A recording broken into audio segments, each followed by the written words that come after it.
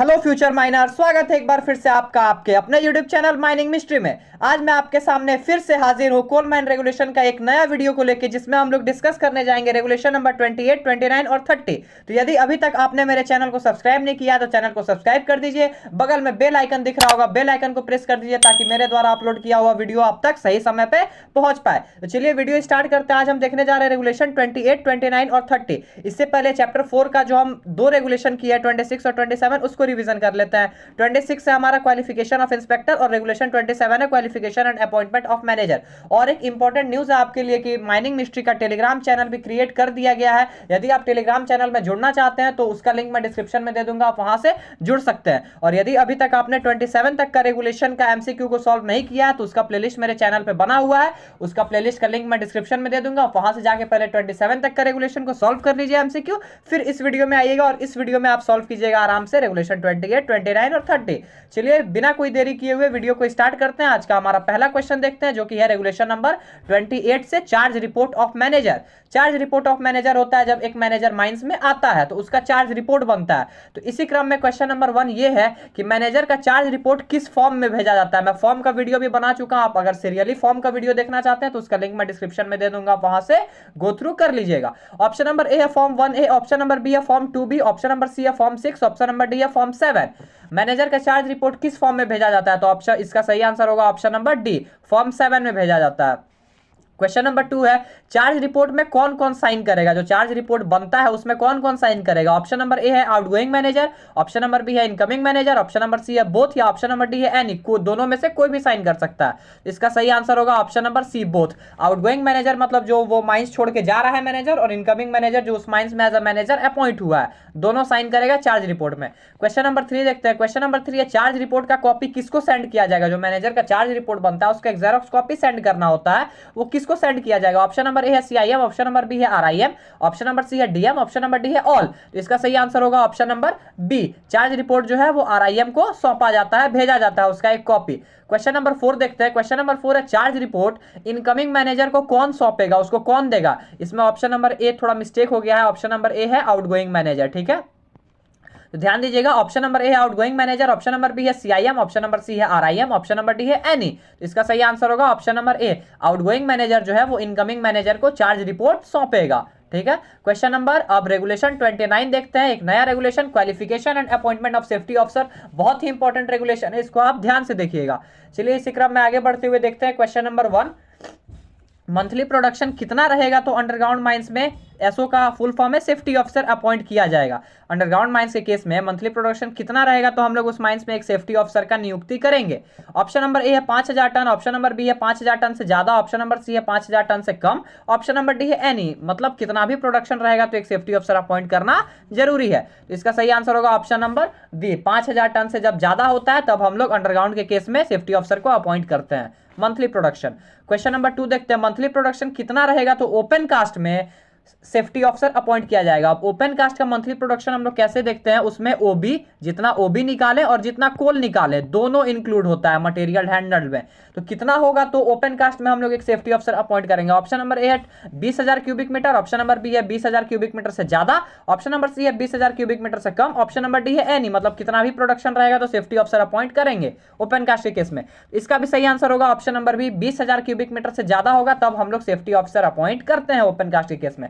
Question number 3, 4 अब आगे जो है वो सर्टिफिकेट से रिलेटेड है कि क्वालिफिकेशन क्या होगा सेफ्टी ऑफिसर का। तो चलिए देखते हैं क्वेश्चन नंबर 3, यदि अंडरग्राउंड माइंस का मंथली प्रोडक्शन 15,000 टन से ज्यादा है तो सेफ्टी ऑफिसर का मिनिमम क्वालिफिकेशन क्या होगा जो उस माइंस में अपॉइंट किया जाएगा। ऑप्शन नंबर ए है first class manager certificate, option number B है second class manager certificate, option number C है first class manager certificate unrestricted, या option number D second class manager certificate unrestricted. तो इसका सही answer होगा option number C, first class manager certificate unrestricted. जहां बात हो गया अंडरग्राउंड माइंस का वहां सीधे आंख बंद करके मारिए अनरेस्ट्रिक्टेड, ठीक है, क्योंकि अंडरग्राउंड के केस में रेस्ट्रिक्टेड वालों का कोई काम ही नहीं है।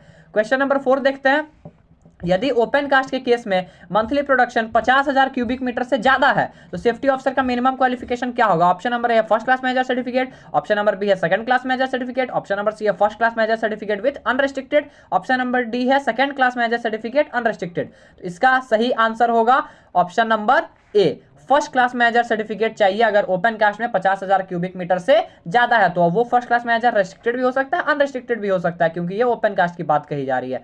क्वेश्चन नंबर 5 देखते हैं। अंडरग्राउंड के केस में अगर मंथली प्रोडक्शन 10,000 टन से ज्यादा है और 15,000 टन से कम है तो सेफ्टी ऑफिसर का क्वालिफिकेशन क्या होगा? कंडीशन ध्यान से देखिएगा। अंडरग्राउंड माइंस है, प्रोडक्शन 10,000 टन से ज्यादा है और 15,000 से कम है। ऑप्शन नंबर ए है first class unrestricted manager certificate, option number B है second class unrestricted manager certificate, option number C है आइदर ए और बी, मतलब दोनों में से कोई भी चलेगा, ऑप्शन नंबर डी है सेकंड क्लास मैनेजर सर्टिफिकेट। तो इसका सही आंसर होगा option number C, either A और बी। फर्स्ट क्लास भी चलेगा, सेकंड क्लास भी चलेगा, लेकिन अनरेस्ट्रिक्टेड मैनेजर सर्टिफिकेट होना चाहिए, क्योंकि यहां बात अंडरग्राउंड का हो रहा है। क्वेश्चन नंबर 6 देखते हैं। ओपन कास्ट के केस में प्रोडक्शन अगर 20,000 क्यूबिक मीटर से ज्यादा है और 50,000 क्यूबिक मीटर से कम है तब सेफ्टी ऑफिसर का क्वालिफिकेशन क्या होगा? इसमें आप बिल्कुल भी कंफ्यूज मत होइएगा, एक चार्ट बना के आप रख लीजिए, उसके थ्रू आप अच्छे से समझ जाइएगा।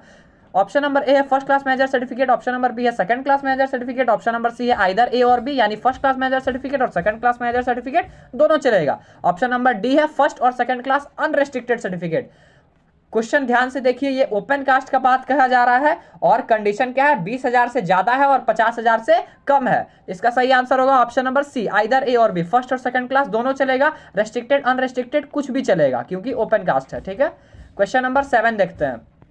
क्वेश्चन नंबर 7 है, अंडरग्राउंड के केस में मंथली प्रोडक्शन 5,000 टन से ज्यादा है और 10,000 टन से कम है तो सेफ्टी ऑफिसर का क्वालिफिकेशन क्या होगा? अभी हमने देखा 10,000 से ज्यादा है, 15,000 से कम है। अभी का कंडीशन क्या है? अंडरग्राउंड है और 5,000 से ज्यादा है और 10,000 से कम है, तो उसका सेफ्टी ऑफिसर का क्वालिफिकेशन क्या होगा? ऑप्शन नंबर ए है first class unrestricted manager certificate, option number B है second class unrestricted manager certificate, either A और बी, मतलब दोनों में से कोई भी हो सकता है, या option number D second class manager certificate, या ऑप्शन नंबर ई डिग्री और डिप्लोमा भी चलेगा, या ऑप्शन नंबर एफ ए और बी और E first class second class unrestricted या फिर डिग्री डिप्लोमा। तो इसका सही आंसर होगा option number F, first class भी चलेगा, सेकंड क्लास भी चलेगा, लेकिन अनरेस्ट्रिक्टेड होना चाहिए, और डिग्री और डिप्लोमा भी चलेगा इन केस 5,000 टन से ज्यादा है और 10,000 से कम है, तो अंडरग्राउंड के केस में।